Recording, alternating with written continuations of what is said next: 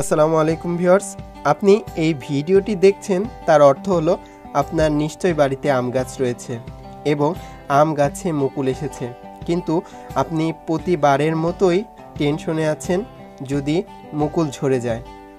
Viewers, তাহলে আমি বলবো আপনি সঠিক ভিডিও নির্বাচন করেছেন, কেননা এই ভিডিওতে আমি তুলে ধরব কী ধরনের পরিচর্যা করলে আমের একটা মুকুলও নষ্ট হবে না এবং আম গাছ থেকে আপনি বেশি ফলন পাবেন। তাই ভিডিওটি পরিষ্কারভাবে বোঝার জন্য অবশ্যই শেষ পর্যন্ত দেখতে হবে। চলুন দেরি না করে শুরু করা যাক।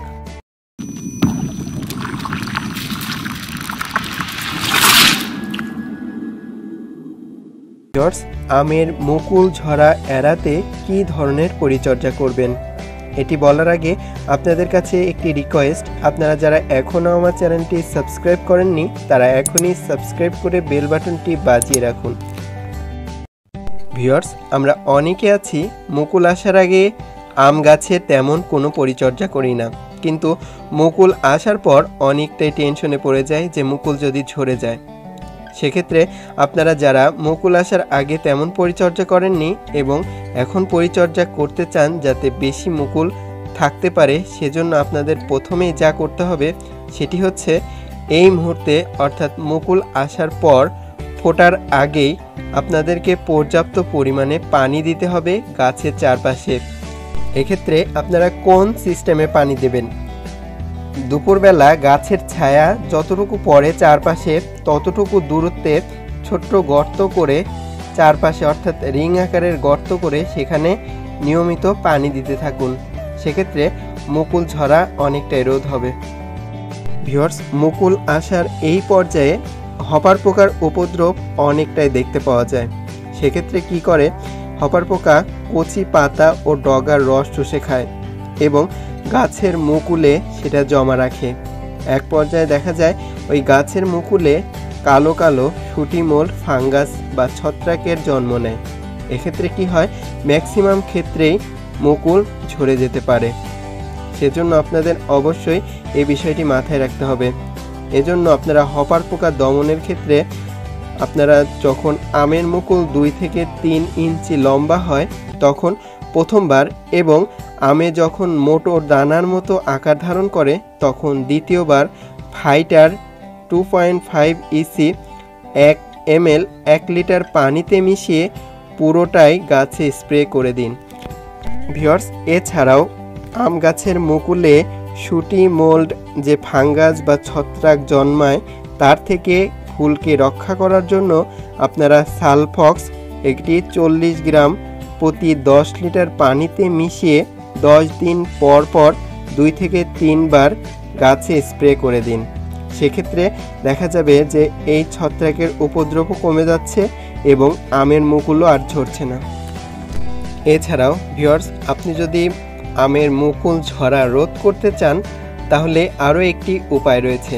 সেক্ষেত্রে আপনারা ফ্লোরা বা মিরাকুলান এগুলো 1 মুখা 1 লিটার পানিতে মিশিয়ে পুরো বাগানে অর্থাৎ আম গাছের মুকুল রয়েছে এমন পুরো গাছে আপনারা স্প্রে করতে পারেন। সেক্ষেত্রে দেখা যাবে মুকুলের ঝরার সমস্যাটি অনেকটাই কমে যাবে। এক্ষেত্রে একটা জিনিস আপনাদেরকে বলে রাখি, সেটি হচ্ছে 50 ভাগ যখন আমের মুকুল ফুটে যাবে তখন কিন্তু কোনো প্রকারের ছত্রাকনাশক বা কীটনাশক প্রয়োগ করা যাবে না, কেননা আমের ফুল 50% ফুটে গেলে আপনি যদি কীটনাশক বা ছত্রাকনাশক যাই হোক স্প্রে করেন তাহলে দেখা যাবে যে পরাগায়নটা সঠিকভাবে হবে না। সেক্ষেত্রেও কিন্তু আমের মুকুল ঝরে যেতে পারে। এই বিষয়টি অবশ্যই মাথায় রাখবেন। ভিউয়ার্স, একটা বিষয় জানাটা খুবই দরকার।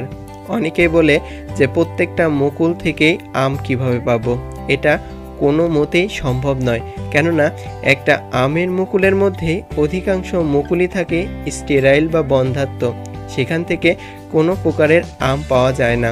সেক্ষেত্রে ভিউয়ার্স, আপনারা একটা বিষয় অবশ্যই মনে রাখবেন যে একটি মুকুলের কোনো একটা শাখা থেকে যদি একটা আমও পান তাহলে বুঝতে হবে আপনি আমের ভালো ফলন পেয়েছেন।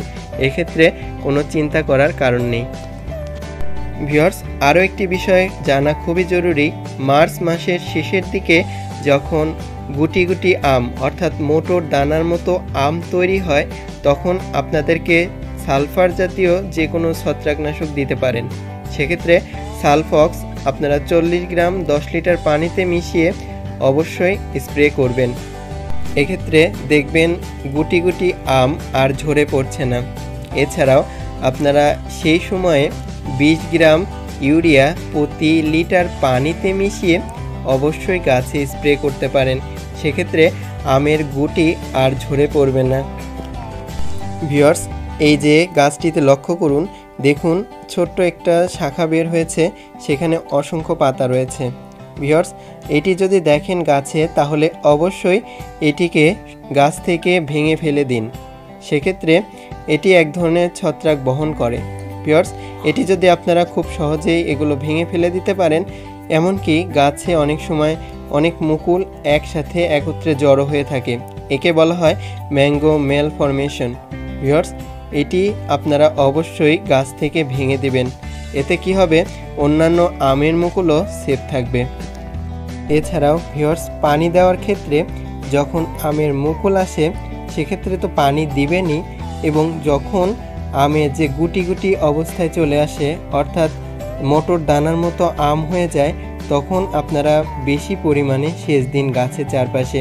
সেক্ষেত্রে দেখবেন ওই গুটি গুটি আম আর ঝরে পড়ছে না। সেক্ষেত্রে আপনারা অবশ্যই ভালো ফলন পাবেন। ভিউয়ার্স, আপনি যদি ভিডিওটির যে কোনো অংশ বুঝতে না পারেন, তাহলে অবশ্যই কমেন্ট বক্সে লিখে জানাবেন। আমি আপনাদের সঠিক সমাধান দেওয়ার চেষ্টা করব। ভিডিওটি ধৈর্য সহকারে দেখার জন্য আপনাদের অসংখ্য ধন্যবাদ। ভিডিওটি ভালো লাগলে এখন একটি লাইক দিয়ে কমেন্ট করে বেশি বেশি শেয়ার করুন এবং অবশ্যই সাবস্ক্রাইব করে রাখবেন নতুন ভিডিও সবার আগে পেতে।